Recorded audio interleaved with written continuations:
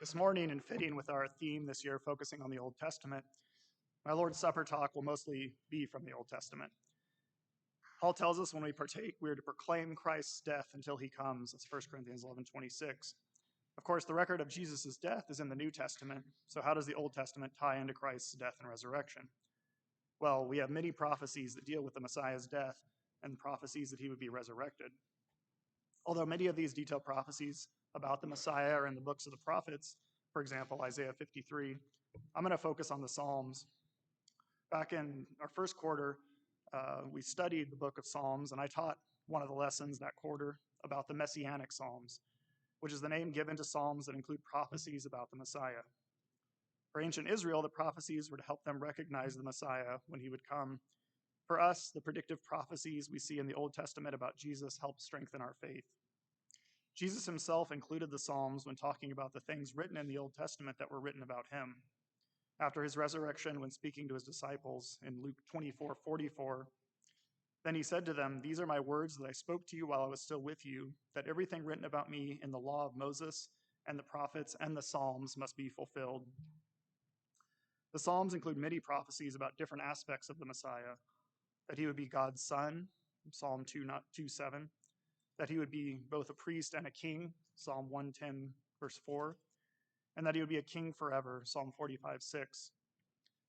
But as we partake of the Lord's Supper, we're going to focus on Jesus Christ's death.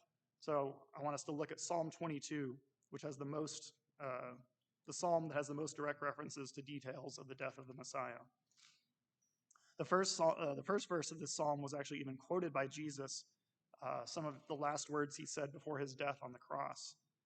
My God, why have you forsaken me?" That's from Matthew 27:46.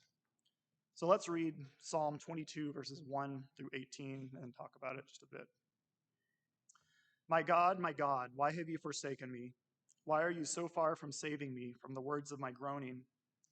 Oh my God, I cry by day, but you do not answer, and by night, but I find no rest. Yet you are holy, enthroned on the praises of Israel. In you our fathers trusted. They trusted, and you delivered them. To you they cried and were rescued. In you they trusted and were not put to shame. But I am a worm and not a man, scorned by mankind and despised by the people. All who see me mock me. They make mouths at me. They wag their heads. He trusts in the Lord. Let him deliver him. Let him rescue him, for he delights in him. Yet you are he who took me from the womb. You made me trust you at my mother's breasts. On you was I cast from my birth, and from my mother's womb you have been my God. Be not far from me, for trouble is near, and there is none to help me. Many bulls encompass me. Strong bulls of Bashan surround me. They open wide their mouths at me like a ravening and roaring lion. I am poured out like water, and all my bones are out of joint. My heart is like wax. It is melted within my breast.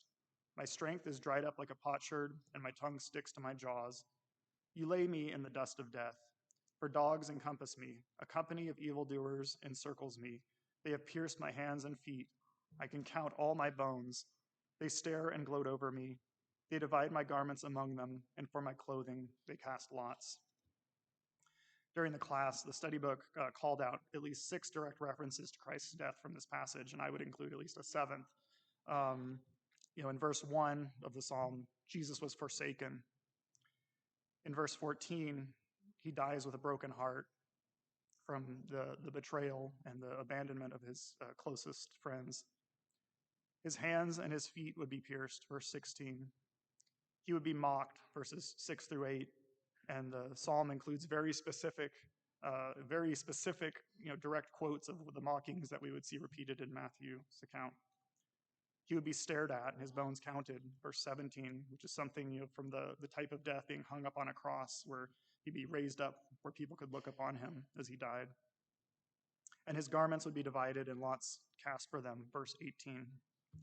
I would also add, this wasn't in our study book, but in verse 15, talking about my tongue sticks to my jaws, to say that during Christ's death, he would suffer severe thirst, which would occur during crucifixion.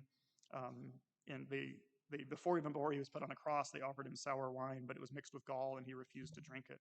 So he thirsted while he was on the cross. And as I alluded to, if you read the account of Jesus' betrayal and crucifixion in Matthew 26 and 27, you'll see all of these aspects that are detailed when Jesus Christ was put to death. One other aspect of the Psalms that I appreciated, besides all these predictive prophecies, is that the Psalms speak to the whole gamut of human emotions. And even within the same psalm, you can see polar opposite emotions. And Psalm 22 is no different.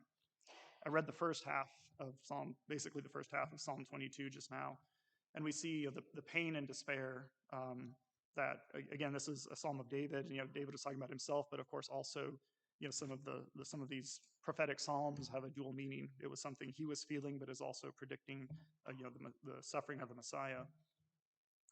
So you see this pain and despair, but in the same psalm, in the second half, it focuses on how God's greatness and how he is steadfast and will work salvation. And so the psalmist will praise and tell of God's salvation.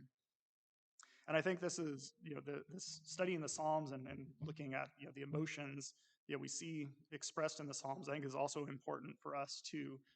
And as we partake of the Lord's Supper, we also can have these kind of mixed emotions. We remember that it was our sin that sent Jesus to the cross where he would suffer all these things. And so we can feel this sense of grief and, this sorrow for our sin, which required Jesus to suffer and die for us.